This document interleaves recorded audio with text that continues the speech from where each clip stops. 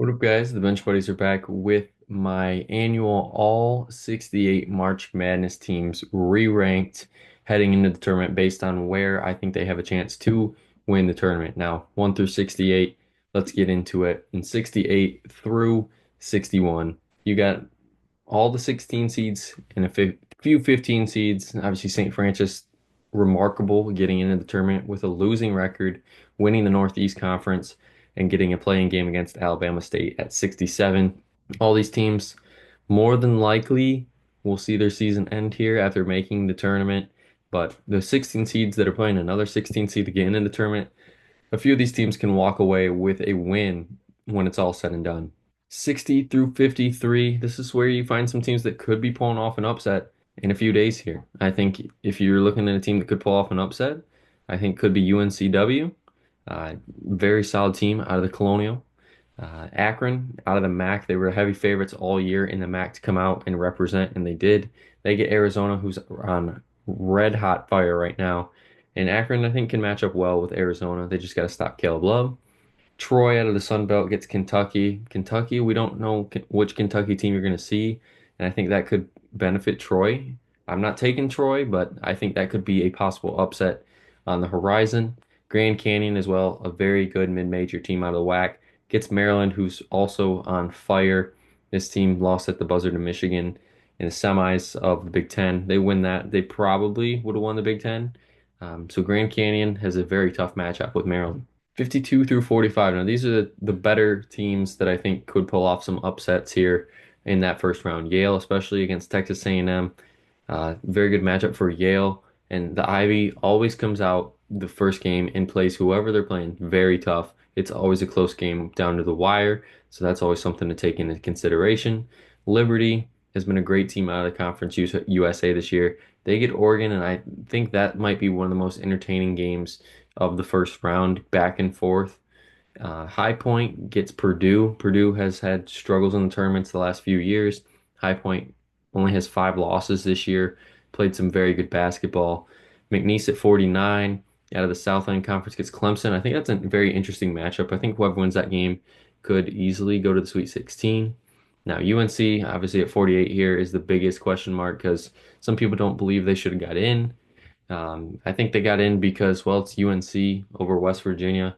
Who has a bigger brand of basketball? It's going to be UNC, and I think that's why they put them in the tournament.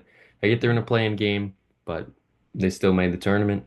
Same with Xavier. They're in the same boat as well. And Texas, all these teams right there just barely making the cut. And then Vanderbilt, actually a 10 seed.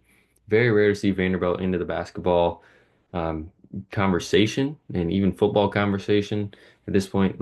Last year, Vanderbilt struggled, but hey, they're here in the tournament. They get St. Mary's. That should be a very good game as well. 44 through 37. These are some teams that I think, could make a run if everything goes their way, but they're going to need a lot to happen. I think that is going to be the case for 44 through 41. I do like Colorado State, though. I think they're an interesting team that could possibly upset Memphis and get to the Sweet 16. Drake as well against Missouri 30 and 3. Drake, it just seems like the last few years they've been in a very good position to pull off an upset and haven't. So maybe this year is the year they do so. And then Georgia and Oklahoma get some very tough matchups in the 8-9 game, Gonzaga and UConn. Those are going to be just body blow after body blow. I think those are going to be down to the wire. Then New Mexico is a 10 seed, gets Marquette out of the Mountain West. Interesting that New Mexico didn't even have to get in a play-in game. A lot of people were wondering if they'd be an 11 seed or even in a play-in game, but they didn't even come close to that being a 10 seed. 36 through 29. My highest double-digit seed is going to be UC San Diego at 35. 30 and 4 this year out of the Big West. And they play, of course, my team, Michigan. And I think that's going to be a huge game for Michigan. If Michigan can win that game, then I think they might go on a run and possibly go to the Elite Eight. But if you see San Diego upsets Michigan, they could definitely make a Sweet 16 appearance because they play some very good brand of basketball and it's tough to match up against. Even though they're not a tall team, they are very gritty. And obviously, they won 30 games, so they know how to win games, especially late. VCU right there at 34 as well. They're also a double-digit team, so they're my highest. 28 and 6 out of the A10 winning the conference against BYU. That might be the top three game when it's all said and done. Both those teams are very good and they compete very well with each other. Baylor is a 9 seed at 33. I think it's a little high for me. I would have saw them as a 10 or 11, going 19 and 14 in the Big 12, which was good this year, but not great like the SEC. So they get Mississippi State, Oregon, UConn, Marquette, and UCLA round out those four. And I think this is kind of where the teams where you can really put any of these teams in any spot. 28 through 21, almost to the top 20 here. And you get Big 10, SEC, Big East, and Big 12 teams here. And then you have your outliers in Memphis and St. Mary's out of the American and West Coast Conference. And, you know, Purdue, Kansas, I think could be an upset watch just because Kansas has struggled in the tournament. Purdue, same for them. St. Mary's needs to pull one through, though. I think if they can get to the Sweet 16, that'd be good for their program because they're very good every year, but it seems like they get to the tournament and just forget how to play and lose that first round game. 20 through 13. And so you can make the case here for Louisville, Gonzaga to be lower than some of these 5 and 3 seeds, but I'm going on what I've kind of had this whole year in my own power rankings. Missouri, I wasn't really high on, but they got favorable matchups here. If they can get past Drake, I think they can get to the Sweet 16. BYU, if they can get past VCU, they can get to the Sweet 16.